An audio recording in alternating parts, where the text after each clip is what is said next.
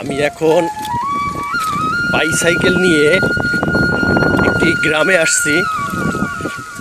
এটা হলো বরিশাল পার্শ্ববর্তী এলাকা। গ্রামটা খুবই সুন্দর একটি গ্রাম, আবহাওয়াটা খুবই ভালো। ফাল্গুনি বাতাস আসছে এবং জায়গাটাও খুব সুন্দর। রাস্তাটা অনেক ভাঙা, সাইকেল চালাতে খুবই কষ্ট হচ্ছে। তারপরও বেশ কয়েকদিন তো মোটরসাইকেল চালাচ্ছি, মনে করলাম যে হাত পাও একটু কিরকম করতেছে, তার সাইকেল চালিয়ে হাত পাওয়াটা সোজা করি।